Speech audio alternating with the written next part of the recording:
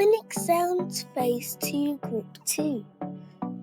I sound I, N sound N, M sound N, and D sound D. I sound I for iguana, igloo, insect, and ink. N sound N, we can have it at the beginning like nose, nut, nail, and nap. Even we can have it at the end like pan, nan, run, and can. M sound N, we can have it at the beginning like mango, man, mat, and meat. Even we can have it at the end like ram, sam, dam, and jam.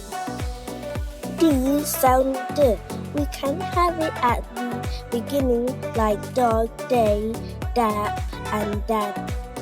Even we can have it at the end like rod, cod, pad, and mad. Thanks for watching.